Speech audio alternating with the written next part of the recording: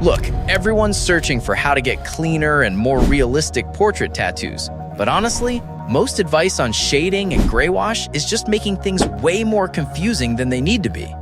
If you're waiting for a magic ink formula or that one perfect needle angle to fix your work, you're looking at it all wrong. I spent so much time following those perfect rules myself, only to realize that a professional full tattoo process isn't that complicated. I'm Ben, and in this Realism portrait tattoo tutorial, we're going step by step through the actual techniques you need for that perfect shading. So, Look, I've tried every pre-made set out there, but I noticed something: you just don't get the same depth as when you mix it yourself. So I'm using 6 caps here, and I'm going to show you exactly how I set this up. For the black ink, I start with 1 drop in the first cap, then 3 in the second, and 5 in the third. Then it's back to 3 drops for the 4th, 5 for the 5th, and for that final deep contrast, 13 drops in the 6th cap. But here's the thing that makes the difference. I add 5 drops of white to those first 4 caps.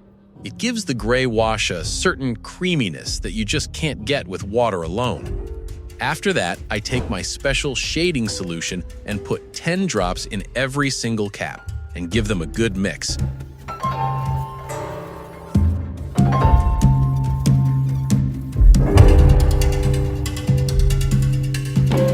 To finish it off, I add 5 drops of color mixing solution to all 6 and mix them again until the consistency is perfect. The thing is, this set isn't set in stone. I'll probably tweak it as I'm actually tattooing, and I'll show you exactly how I do that. But starting with this specific balance is how you get those buttery transitions that don't look muddy once they heal. All right, let's talk about the machine, because this is where a lot of people overcomplicate things. You can see here, I've got my stroke set exactly at 3.0, because it gives me enough punch to get the ink in, but it's gentle enough that I can layer my shading without traumatizing the skin. As for the speed, I usually keep my voltage between 6 to 8.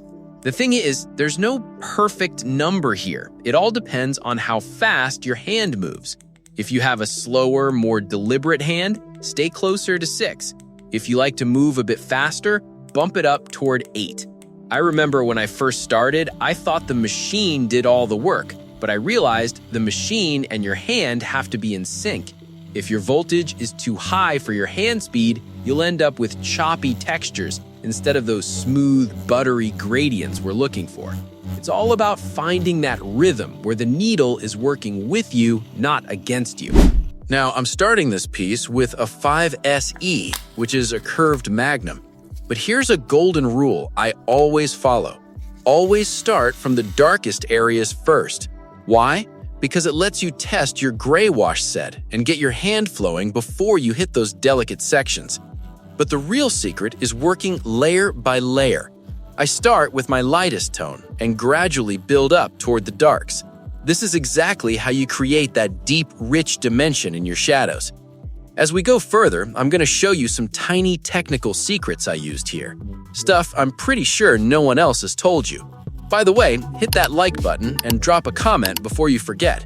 And definitely save this video right now, because you're going to want to come back and re-watch this when you're mid-session. at this point, I'm switching over to a 15 cm curved Magnum.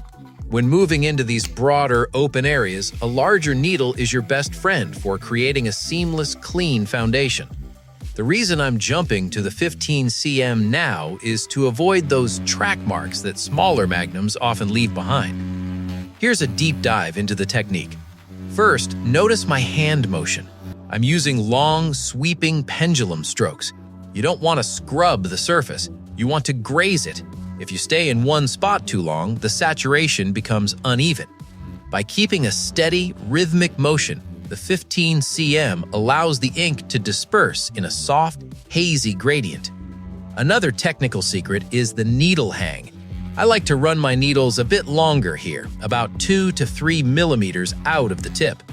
It's a small adjustment, but changing your needle hang based on the specific area you're working is a huge secret for better control, and I'll tell you exactly when you need to make that change. This gives me a clear line of sight so I can see exactly where the shading begins and ends. Also, pay attention to the angle of the machine. I'm keeping it at a low 45-degree angle. Now, you might be wondering, is a 45-degree angle really the best way to go? The answer is yes, especially for this stage. When you keep the machine at 45 degrees, the needles enter the surface at a slant. This is the secret to that airbrush effect. If you go too vertical, you'll end up with pepper shading, those tiny dots that look too grainy. But at 45 degrees, the ink disperses softly, creating those buttery transitions we need for realism. If you go too flat, the ink won't catch, so 45 is your sweet spot. And remember, this is strictly the first pass. Think of this as mapping your values. Don't rush the darks. We are building the mid-tones now, and we'll be coming back to these exact areas later to add the deep contrast and sharp details. If you overwork it now, you won't have the texture left to add the final layers. Patience is a skill. Master the first layer, and the rest will fall into place. Now we're moving into the high detail zones, the mustache, the eyebrows, and the beard.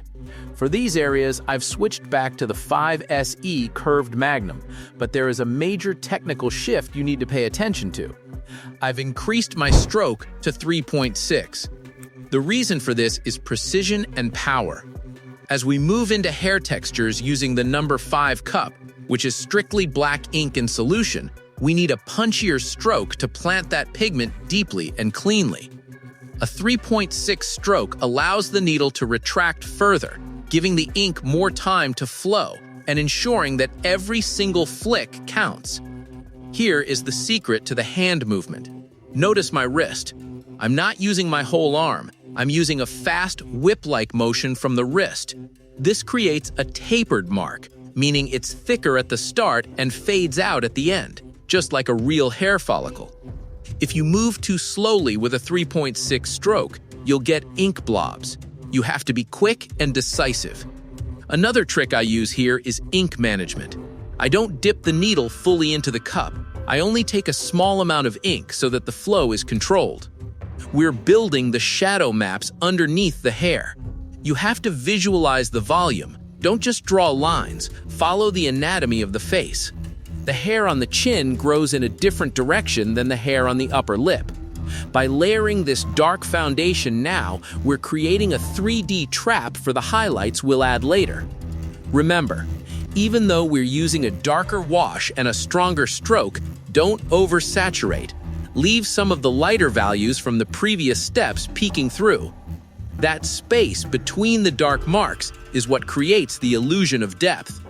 This is where you separate the beginners from the pros. Now, we're switching back to the 15 cm curved Magnum to lay down the first layer of the jawline and the area under the lip. For this, I'm using Greywash cup number 2, but we're making another technical adjustment.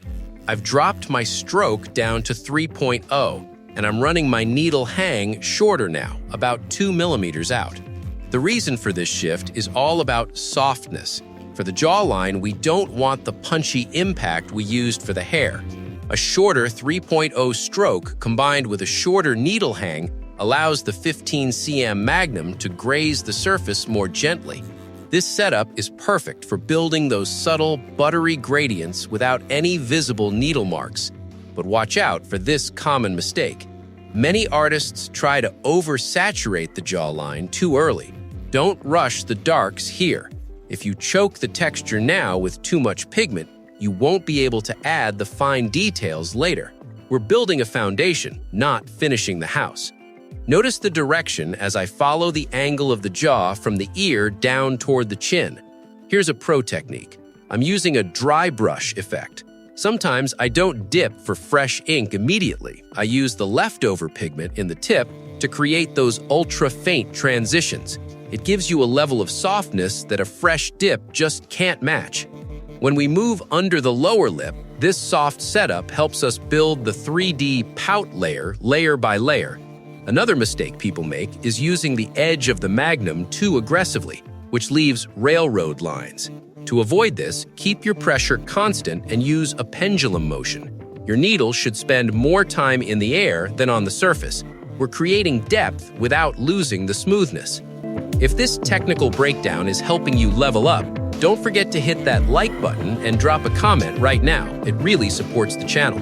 Now tell me, do you usually change your stroke for different areas of a portrait, or do you stick to one setting for the whole piece? Now we are moving into the most critical part of the portrait, the eyes. For this level of detail, I've switched to a 3RL round liner. My voltage is set low at 5.6.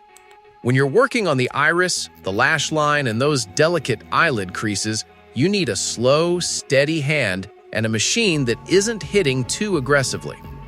Here is the technique for the iris and pupil. I'm using Greywash cup number 2. Instead of drawing hard lines, I'm using tiny radiating strokes from the center of the pupil outward. This mimics the natural muscle fibers of the eye. With the 3RL at 5.6, you can build these tones slowly without scarring the surface.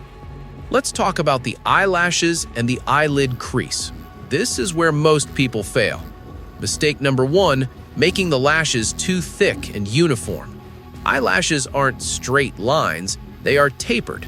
Use a quick flick motion. Start with more pressure at the root and lift the needle off the surface as you reach the tip of the hair. For the crease above the eye, don't just pull a solid line. Use the 3RL to stipple shade, or use very light pendulum strokes to define the fold. Pro tip, keep your hand anchored. In such a small area, even a tiny twitch can ruin the expression. Use your pinky finger as a stabilizer on the surface to ensure your lines are hair-thin and precise. Remember, the eyes are the soul of the portrait. Take your time, keep your voltage low, and build that depth layer by layer. We'll be coming back later with darker tones to make them truly pop. Now that we've defined the structure with the liner, I'm switching back to the 5SE curved Magnum with Greywash cup number 2. We're going to work on the soft shadows inside the white of the eye, under the eye bag, and the eyelid. Here's the technique for the sclera, the white of the eye. One of the biggest mistakes is leaving the white of the eye completely blank. Shading the eyelid and under eye area. Use very small circular or pendulum motions. The skin around the eye is the most delicate part of a portrait. Pro tip, keep your hand speed consistent with the machine's rhythm. Since we are using a light wash, number 2, you want to build the puffiness under the eye slowly. If you go too dark too fast, the person will look tired or aged instead of realistic. Common mistake to avoid. Don't create a hard transition between the eyelid and the skin. The 5SE is perfect here because its curved edges blend the shadow naturally. Visualize where the light is hitting the brow bone and keep your shading darkest in the deep recesses, then fade it out as you move toward the highlights. Take your time with these transitions. Softness is the difference between a tattoo that looks like a drawing and one that looks like a photograph. Now we are moving to the cheek and cheekbone area to lay down our first layer. For this large surface, I've switched back to the 15 cm curved Magnum with Greywash cup number 2. Here's my technical setup. I've kept the stroke at 3.0 and the machine speed between 6 to 7. Also, notice my needle hang. I've pulled it back to about 1 to 1.5 millimeters. By keeping the needles closer to the tip and using a shorter stroke, we're ensuring that the impact is incredibly soft. This setup prevents the needles from digging too deep, which is the secret to a smooth, pore-like finish. Let's talk about the technique for the cheeks. The cheek is a broad, curved surface. Mistake number 1, moving the hand in straight lines. If you do that, you'll see bands of shading. Instead, use wide, circular pendulum motions. Imagine you are lightly dusting the skin with a pencil. Pro tip, the overlap rule. To avoid patchy spots, make sure each pass overlaps the previous one by about 50%.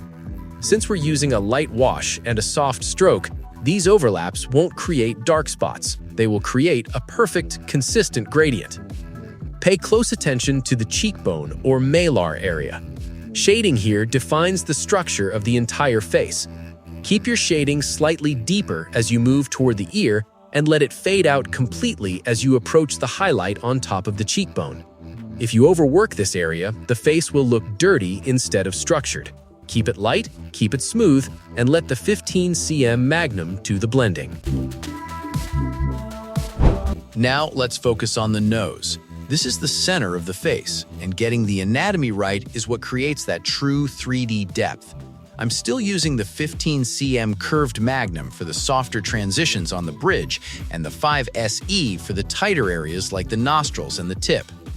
The secret to the nose bridge. Most artists make the mistake of drawing hard lines down the sides of the nose. Don't do that. A nose is defined by light and shadow, not lines. I'm using a very light number 2 Greywash to graze the sides. By keeping the edges soft, the bridge of the nose looks naturally rounded. Shading the tip and nostrils. Here's where we create the lift. I'm building a slightly deeper shadow right under the tip of the nose to make it pop forward. But keep the edges blurred. If the nostrils are too sharp, they'll look like holes punched in the skin rather than a natural part of the anatomy. Pro tip: the highlight gap. Always leave a thin, untattooed strip of skin right down the center of the bridge and on the very tip. This negative space acts as your natural highlight and is what gives the nose its reflection and height. Common mistake: shading the nose too wide. Always keep your shading tighter toward the center than you think. You can always make it wider later, but if you start too broad, the nose will look flat and out of proportion. Control your hand speed, watch your references, and build the structure layer by layer. All right, guys, we've covered every detail of the first layer together. Now remember this, if you follow these exact steps and execute this foundation with real patience, the next layers will be much easier. They follow the exact same logic. The only difference is that you'll be stepping up the contrast and pushing those darks a little further each time. I won't waste your time repeating the later passes, because honestly, if you master what I just showed you, you've already won half the battle.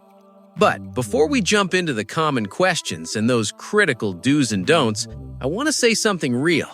I was looking at the channel analytics earlier, and I noticed that many of you are watching every single video but haven't hit that subscribe button yet. Look, sharing these professional secrets for free takes a lot of energy, and your support, just a simple like and subscribe, is what keeps this channel alive. So, if you're learning something today, hit that button, drop a comment, and let's keep growing together. Now, let's talk about the things that can make or break your portrait. First, let's talk about needle hang. I see so many students running their needles way out of the cartridge because they think it looks pro. But here's the truth. If you want those buttery, ultra soft, and smooth shadows, you need to keep that needle closer to the tip. Around 1 to 1.5 millimeters is usually the sweet spot. When the needle is tucked in a bit more, the ink flow is consistent, and it prevents that annoying, patchy look that ruins a good cheekbone. Another thing, and this is huge, is mixing your colors. Greywash pigments, especially when you're mixing them with solution yourself, will start to settle at the bottom of the cup after just a few minutes. If you don't stir those cups frequently, the tone you started with on the chin will look completely different from the tone you finish with on the forehead. Your whole portrait will look inconsistent. So keep a clean toothpick or a mixer handy and keep those pigments moving. And please, clean your needles obsessively. I can't stress this enough. Every single time you dip into a new cup, especially when you're moving from a dark wash to a lighter one, that needle must be bone dry and spotless. If there's even a tiny bit of dark ink left in the tip, you're going to contaminate your light wash, and your clean highlights will turn into a muddy mess. Now, I get a lot of questions about why shadows look peppered or grainy. Most of the time, it's because you're not overlapping your passes by 50%, or your hand is moving way too fast for the speed of your machine. You have to find that rhythm where the needle has enough time to plant the pigment before you move on. And if your blacks aren't looking black enough, it's probably because you're trying to do it with a short stroke. For those deep, soul-piercing blacks, you need a 3.6 stroke and a decisive slow movement. One last trick before I let you go. Rest your eyes. When you've been staring at a portrait for 3 hours, your brain starts to lie to you. Step back, or better yet, take a photo with your phone and look at it on the screen. The camera doesn't lie. It will show you exactly where your symmetry is off or where you missed a soft transition. Tattooing a portrait is a game of observation and extreme patience. Don't rush to the finish line. Build it layer by layer. Trust the process, and keep practicing on that fake skin until your hand knows the settings by heart. Also, I've handpicked 2 specific tutorials for you that are showing up on the screen right now. If you want to master the details we talked about today, make sure to watch the videos on the end screen. They will complete the puzzle for you. And as a gift from me to you, I've put the links to all the equipment I use in the description below. You can use the code BENTATTOO to get a special discount on your gear. Thank you for being here, and until the next video, keep practicing, stay focused, and let's get to work. Start now.